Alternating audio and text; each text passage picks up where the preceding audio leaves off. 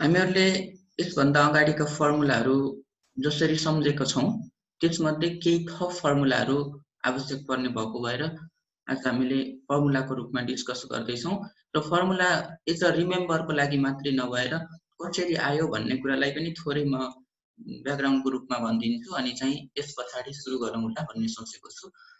अब पहिला कुरा त के गर भने हामीलाई थाहा भएको फर्मुला चाहिँ हेरौँ पहिला हैन। सुरुमा 9 क्लासमा पढेको फर्मुला अथवा हामीले सुरुमा पढेको फर्मुलाहरू एकपटक याद गरौँ।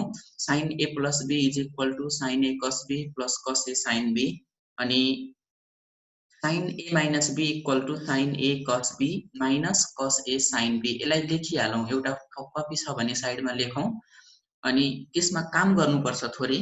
मैले जे भन्छु त्यो चाहिँ गरौँ, सँगै गरियो भने सजिलै बुझिन्छ भने sin a plus b को formula sin a cos b plus cos a sin b अनि sin a minus b को formula sin a cos b minus cos a sin b।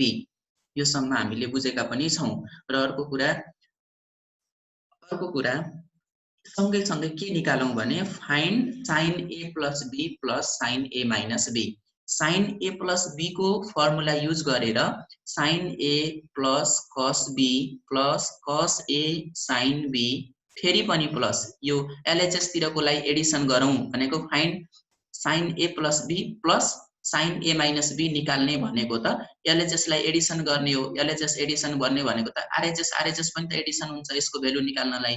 त्यसैले sin a plus b को ठाउँमा formula राखौं plus sin a minus b को ठाउँमा पनि formula राखौं अनि के आउँछ अहिले नबनौं, लेखेर राखौं।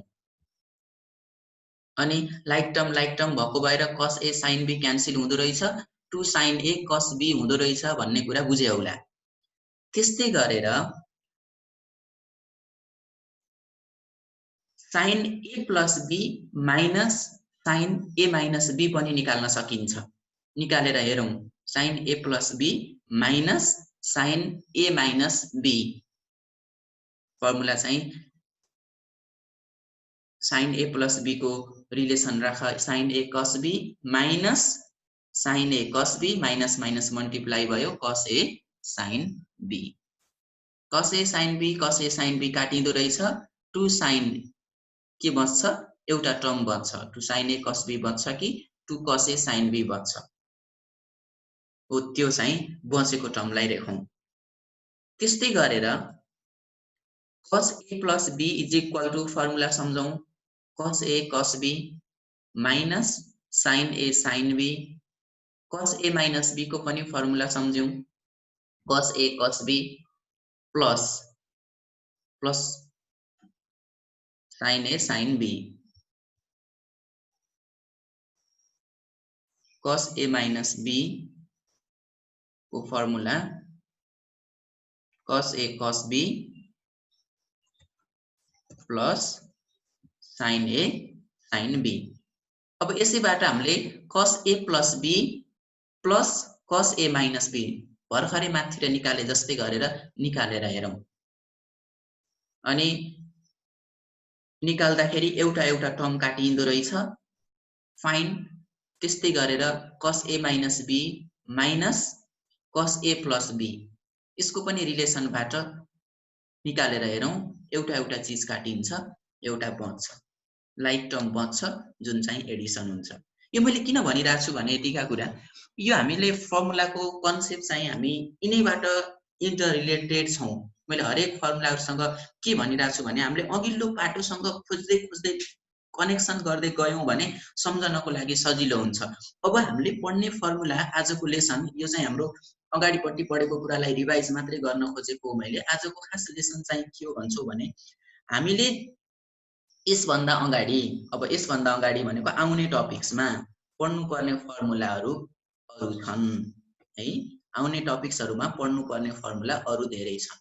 त्यसमध्ये को पहिलो फर्मुला भनेको 2 sin a cos b = sin a plus b plus sin a minus b। यो चाहिँ फर्मुला नम्बर 1 हो आजको लागि। हामीले पढ्ने फर्मुला भनेको 2 sin a cos b, 2 sin a अनि cos b = sin a plus b plus sine A minus B हुँदो रहेछ। अनि भर्खरै हामीले निकालेर गर्न सकिन्छ भने मैले, तर हामीसँग त लिमिटेड टाइम हुने भएको भएर यसलाई फर्मुलाको रूपमा सम्झिन्छौँ, याद गर्छौँ भने। तर याद गर्छौँ भनेर त्यत्तिकै याद गर्नु परेन, त्यसलाई कन्सेप्चुअल अर्डरमा पनि बुझ्न सकियो। साइन ए प्लस बी र साइन ए माइनस बी लाई एडिसन गर्यौं भने 2 साइन ए कस बी आउँदो रहेछ। त्यसैले 2 साइन ए कस बी भनेको sine A plus B plus sine A minus B हो। कसैले के सम्झिरहेछौ भने 2 साइन ए अनि कस बी, अनि 2 साइन ए कस बी को त साइन 2a थियो भनेर सम्झिरहेछौ होला। गलत। त्यति बेला हाम्रो के थियो भने 2 साइन ए कस ए थियो। दुईवटै एंगल एउटै थिए, तर अहिले 2 साइन ए कस बी छ। एउटा ए एंगल छ, अर्को बी एंगल छ। साइन सँग ए छ, कस सँग बी छ, त्यसको पनि डिफरेन्स छुट्याइहाल दिमागमा। अनि 2 साइन ए कस बी को फर्मुला हामीसँग के हुने भयो भने sine A plus B plus sine A minus B. अर्को फर्मुला हेर, 2 cos A sine B. 2 cos a sin b भनेको sin a plus b minus sin a minus b. Difference of sin a plus b and sin a minus b is equal to 2 cos a sin b.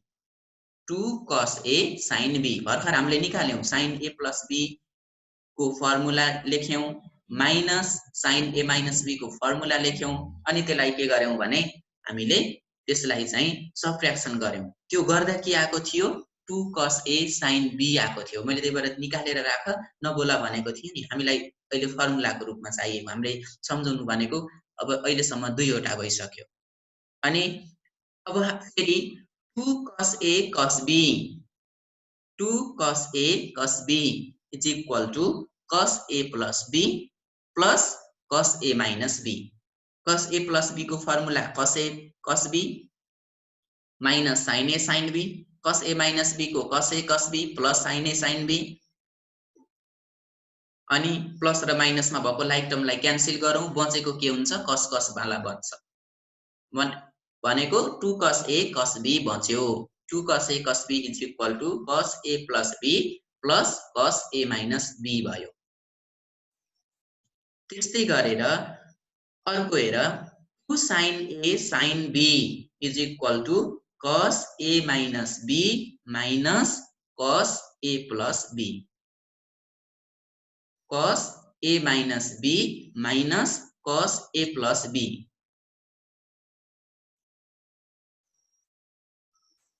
हेर तिमीहरुको बुकमा यो formula छ, यिनीहरु formula छ।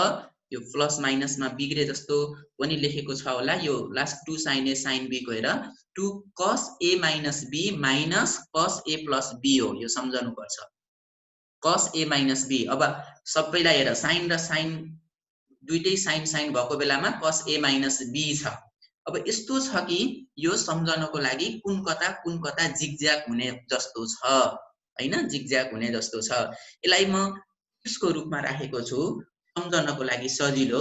हेर त 2 sin cos, पहिला sin अनि cos आउँदाखेरि sin प्लस sin, सम्झन सजिलो है। a र b भन्ने त अब सम्झिन्छौ हैन, माथितिरकोलाई अझै छिटो सम्झिन्छौ भन्छौ भने 2 sin cos sin a cos b भन्ने कुरालाई a b हटाइदिएको हो, अरु केही हैन। तिमीहरुले पनि लजिक लगाउँछौ, यो खासै ठुलो कुरा पनि छैन।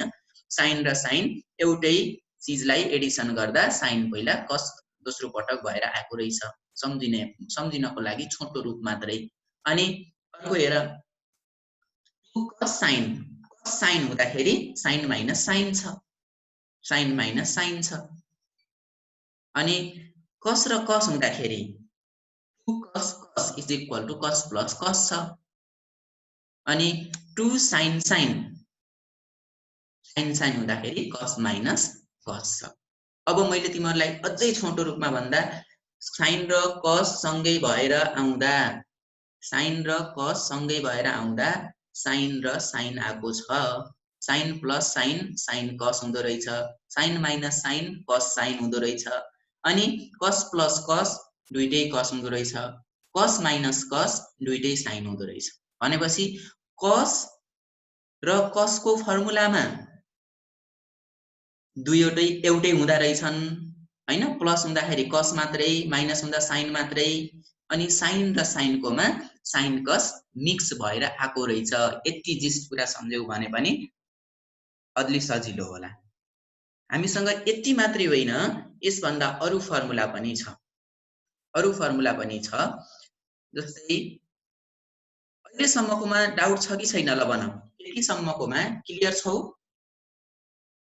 फर्मुला सम्झनको लागि ल ठीक छ। अनि यसभन्दा पछाडी हेर, यसभन्दा पछाडी अब sin c + sin d। अब sin c + sin d भनेको a + b लाई c मानेको हो अनि a - b लाई d मानेको हो। यसको बारेमा पनि अझै c + d को अझै चर्चा गर्न सक्छौं हामीले। पहिला यसलाई हेरौं, पहिला सम्झनको लागि पनि सजिलो हुन्छ। अघिल्लो टिप्स भन्नेले यसलाई पनि काम गर्छ कि जस्तो लाग्छ। हेर, sin c + d, sin c + sin d ऐनै हामीले पढेको sin a + b, एउटै ब्राकेटमा a + b र sin c + sin d छ नि। फेरि sin c + sin d = c भनेको a + b = c मानेको हो, a - b = d मानेको जस्तो हो। यसलाई पनि निकालेर हेरौँला एकपटक। भनेको के हो भने 2 sin c + d/2 cos c - d/2, 2 sin c + d/2 cos c - d/2, sin c - sin d भनेको फेरि 2 cos c + d/2 sin c - d/2। अब फेरि cos c + cos d भनेको फेरि 2 cos c + d/2 cos c - d/2। अनि अझै अर्को cos d - cos c। यहाँ हेर है, cos d - cos c छ। cos c - cos d भयो भने फेरि यहाँ माइनस कमन आउँछ। त्यो चाहिँ मैले पढाउँदाखेरि क्वेशनमा गरौँला त्यो कुरा पनि। cos d - cos c, अहिलेसम्म c + d थियो, c - d थियो, अन्तिममा के आएको छ, d - c आएको छ है। cos d - cos c = 2 sin c + d/2 sin c - d/2। ल, c - d/2। अब ऐनै मैले भनेको थिएँ टिप्सको रूपमा, त्यसलाई चाहिँ लेखेको छौ होला सायद। ल हेर, sin + sin, sin + sin भनेको 2 sin cos। अब c + d/2 सम्झिन्छौ, c + d को रूपमा c + d/2 छ भन्ने कुरा सम्झिन्छौ तिमीहरू आफै। अनि sin - sin हुँदाखेरि cos र sin, यहाँ भने ती 2 cos c + d/2 sin c - d/2। cos र cos हुँदा दुईटै cos। ल हेर, cos c + cos d भनेको 2 cos अनि फेरि पनि cos, c + d/2 c - d/2। अनि cos d - cos d भनेको 2 sin c + d/2 sin c - d/2। यसलाई चाहिँ हामीले सम्झनु पर्यो। त्यसको लागि अगाडिको टिप्सले पनि काम गर्छ। फर्मुला चाहिँ याद गरेकै हुनुपर्छ। ल, यसको रूपमा एउटा एक्जाम्पल हेरौँ आजको दिनमा। एउटा मात्र एक्जाम्पल गरौँ। आज हामी धेरै फर्मुलाहरू 8 वटा भएको छ, अघिल्लो आएको केस मात्रै हो। 8 वटा फर्मुलाहरू सम्झनु पर्छ। हामीले यसलाई प्रयोग कसरी गर्छौं भन्नको लागि यसको एक्जाम्पलको रूपमा मैले एक्जाम्पल पनि इजी वाला एक्जाम्पल लिएको छु। sin 38 degree plus sin 22 degree = cos 8 degree. We need to prove that sin 38 degree plus sin 22 degree = cos 8 degree. For this, let us take LHS. In LHS, it is given that sin 38 degree plus sin 22 degree. Just before we read the formula of sin C plus sin D. Sin C plus sin D. In place of C, 38 degree is there. In place of D, 22 degree is there. Sin C plus sin D formula says to us 2 sin C plus D by 2 cos C minus D by 2. C plus D means 38 degree plus 22 degree by 2 into cos 38 degree minus 22 degree by 2. Formula says cos C minus D by 2. C means 38 degree, D means 28 degree we said. हामीसँग sin C plus sin D को फर्मुलाले भने जस्तै formula use गर्यौं 2 sin C plus D by 2 cos C minus D by 2 sin C plus D को फर्मुलाले भन्थ्यो। त्यसैलाई C को ठाउँमा हामीले 38 डिग्री लेख्यौं, D को ठाउँमा 22 डिग्री लेख्यौं अनि by 2 छँदैछ फर्मुलाबाट is equal to 2 sin 30 degree cos 8 degree. You see there 38 degree and 22 degree, we can do addition, both are number. 38 degree plus 22 degree, after addition you will have 60 degree. 60 degree by 2 divide by 2. When you divide by 2 you will get 30 degree. Then cos 38 degree minus 22 degree, subtract it, then 16 degree you will get. 16 degree by 2 means you will have 8 degree, that is cos 8 degree. And then we are remembering the value of 30 degree, 45 degree, 60 degree, 90 degree and 0 degree. These values we have. So sin 30 degree means 2 into 1 by 2. 1 by 2 is the value of sin 30 degree. So in place of sin 30 degree we have written 1 by 2. 2 and 2 you can cancel it, you can remove it, then remaining is cos 8 degree. sin 30 degree को value राख्यौं, cos 8 degree बाँकी नै थियो। cos 8 degree को value हामीसँग छन पनि छैन, RHS मा प्रुफ पनि गर्न भनेको रहेछ, जुन चाहिँ cos 8 degree प्रुफ गर्नु थियो। यो त भयो sin C plus D को फर्मुला युज गर्दा कसरी गर्ने त, कसलाई C मान्ने कसलाई D मान्ने, नम्बरहरुको केसमा कसरी गर्न सकिन्छ भन्ने एक्जाम्पल। त्यस्तै गरेर अर्को एक्जाम्पल हेरौं। 2 sin 36 degree sin 24 degree is equal to cos 12 degree minus root 3 by 2. हामीलाई प्रुफ गर्नु छ cos 12 degree minus root 3 by 2। त्यसको लागि हामीले के गर्न सक्छौं भने LHS लिन सक्छौं। LHS is equal to, it is given to sin 36 degree sin 24 degree. And we have students 2 sin A sin B formula.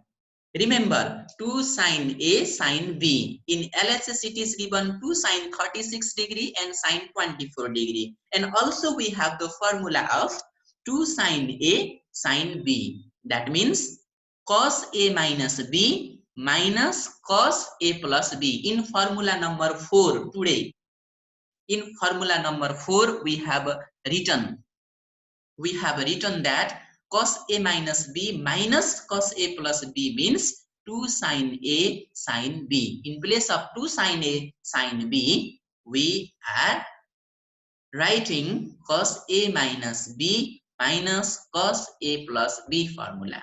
In place of A we have 36 degree, in place of B we have 24 degree. A को ठाउँमा हामीसँग 36 degree छ, B को ठाउँमा 24 degree छ। 2 sin A sin B को फर्मुलाले भन्थ्यो cos A minus B minus cos A plus B भन्थ्यो। त्यो कुरा हामीले लेख्यौं। अब नम्बरलाई सबट्र्याक्सन गर्न सकिन्छ, तिमीहरुले बुझिसक्यौ।